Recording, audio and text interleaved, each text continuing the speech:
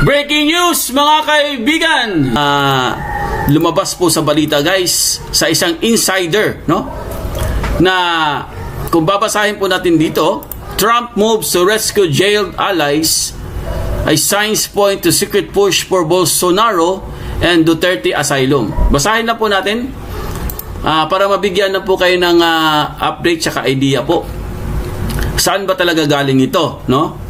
So, kung babasahin po natin dito mga kaibigan, although hindi po ito confirm, no? Ayaw po natin i-confirm mga kaibigan, pero sabi po sa isang source, meron pong nagpakalat na isang insider. Okay? Washington DC. A controversial geopolitical development may be quietly unfolding in Washington. While nothing has been officially confirmed, growing claims that political insiders and social media commentators suggest that discussions could be taking place behind closed doors, no? Reports circulating online claim that the administration of Donald Trump may be exploring the possibility of granting political asylum in the United States for former Brazilian President si Jair Bolsonaro and former Philippine President Rodrigo Duterte. Yes! Oh, magandang balita yan ha, mga kaibigan. Sabi ko sa inyo guys, galing po ito sa isang insider. At ang sinabi dito, it's nothing has been officially confirmed. Ibig sabihin wala pa talagang confirmation to. Pero lumabas po ito sa isang insider. Ulitin ko ha. Magbibigay ng asylum sa dating former Brazilian President na si Jair Bolsonaro at of course ang ating former Philippine President Rodrigo Duterte. Yes! Asylum mga kaibigan. Maganda yon. Wala na po silang magagawa dyan. Pag nabigyan na po ito ng asylum ng Amerika, wala na. Pikat na pikat ba? Pikat. Belat. Kawawa naman kayo. O ano? Bangag. Paano yan? Yari ka ngayon bangag kay Trump. So, basahin lang natin guys ha.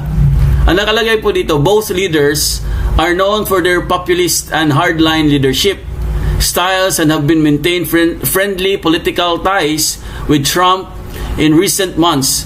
Their legal troubles have sparked intense debate among supporters and critics worldwide. Some reports also claim that John Ratcliffe, a longtime Trump ally and former intelligence chief, may be quietly involved in exploring diplomatic options that could make such a move possible. Galing! Yes!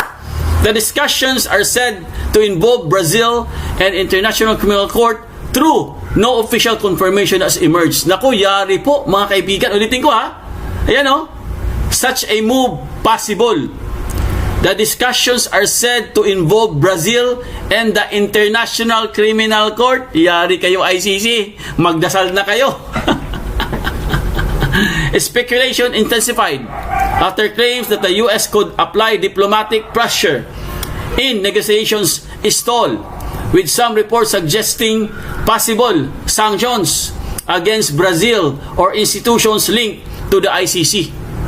The extraordinary step that could spark international backlash. So mga kaibigan, nangyari na po ito guys. Nagkaroon na po ng sanksyon. Kaya hindi po malayong mangyari din po ito. Dahil yung sanction po mga kaibigan, na-impose na po. Nahirapan nga sila, di ba, yung mga judges, yung mga prosecutor, nahirapan nga sila, di ba? Pati yung anak nila, yung pag-aaral ng anak nila, hindi na naantala po dahil po dito sa sanction ng Amerika. Pati yung seminar ng kanyang anak, isa sa mga judges na may anak doon na magsaseminar sana sa Amerika, hindi natuloy, di ba? Dahil sa sanctions. Oh, ito naman.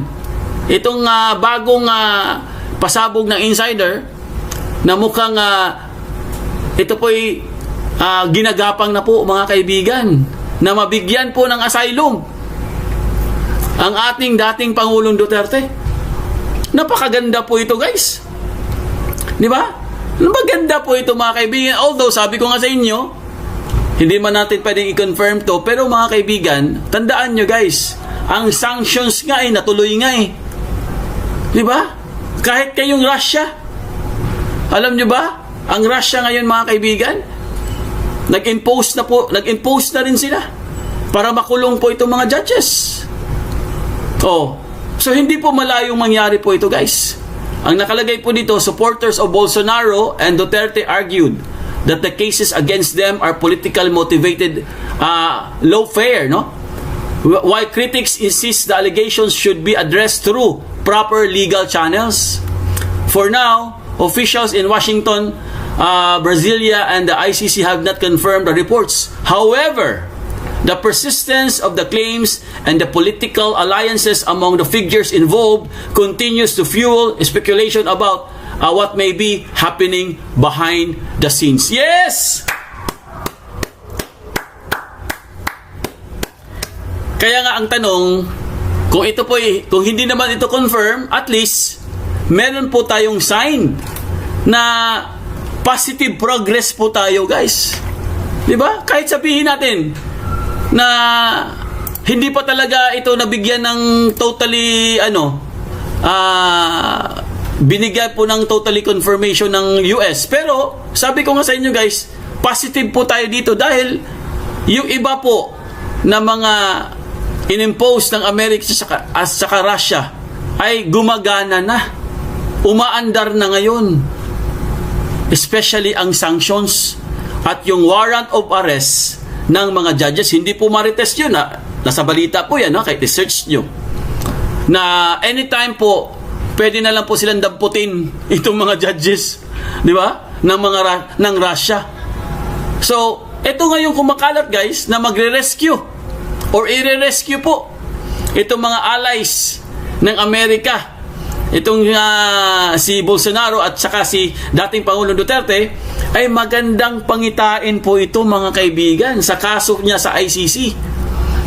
Di ba? Kasi kung matuloy po ito, mga kaibigan, nako, wala na magawang ICC dito. Goodbye.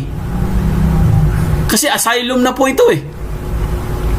Wala silang magawa dyan pag nagkaroon na po na yung rescue.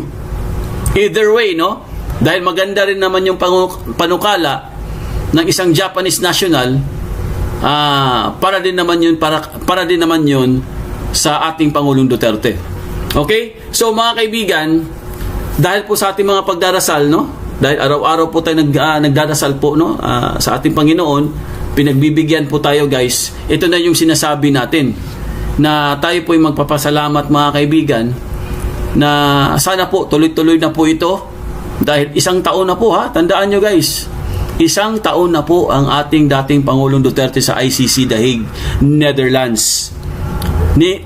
Ang Supreme Court nga ng Pilipinas, sabi ko nga sa inyo, ulit-ulitin ko sa inyo, hanggang ngayon wala pa rin silang final decision kung meron ba talagang jurisdiction ng Pilipinas over sa ICC or wala. Kaya di ba, marami po naghihintay, maraming nananawagan, pero anong ginagawa nila, guys? Nagbibingi-bingihan po, nagbubulag-bulagan po sila, mga kaibigan. Parang wala po silang narinig, parang wala lang sa kanila. Kasi nung isang araw nagrally yan eh, wala namang nangyari din. Kasi dapat ang Supreme Court hindi na nila pinaabot ng isang taon para mabigyan sana ng magandang hakbang or desisyon kung ano ba talagang gagawin ng ICC sa atin. Kung hindi naman sila nagsasalita, hindi ba sila nagbibigay ng sarili nilang verdict, anong gagawin ng ICC? Patuloy lang sila. Sa bagay, meron kasing ganon. Ha? Meron kasing involved. Ha? Magkano? Magkano ang involved? Oh. At pinatunayan po yan ng mga ex-marines. Pinatunayan po ng mga ex-sundalo na meron pong nangyaring bayaran. Kaya pala. Di ba? Kaya pala, mga kaibigan, na hindi talaga mangyayari yung bigla-bigla na lang po sasabihin ng ICC, guys, okay, sige, interim release. Dahil po sa Humanitarian Act. Wala man lang ganun. Tapos sabi pa ng Hapon, bakit umabot ng isang taon? Grabe, isang taon? Ano ba yung sinabi? Maganda yung sinabi ng Japanese eh. Meron siyang sinabi, di ba? Yung sa ano? Ayan o. Ang sinabi niya dito mga kaibigan na ayun o, hanggang ngayon nanatiling mainit sa usapin sa loob ng labas ng bansa kaso laban sa dating Pangulo kung saan nahati ang opinyon sa publiko tungkol sa papel ng ICC. Wait lang meron siyang magandang sinabi dito ayun o, over 1 year. Ito pakinggan nyo. Ulitin ko lang sabi niya over 1 year pre-trial detention raises profound questions about compliance with their own statutes guaranteeing humane treatment and speedy trial. Ibig sabihin guys, 1 taon na po ang pre-trial. Grabe. Grabe naman yung pre-trial na yan, 1 taon. Ako, hindi naman ako abogado, no? Pero syempre, nagre-research din tayo, nagbabasa din tayo. Tinanong ko nga sabi ko nga mga kaibigan, ganun ba talaga kahaba ang pre-trial? 1 taon? Grabe naman talaga. So, yan po, no? Yan po ang ating update po mga kaibigan. Magandang balita po ito guys. Alright,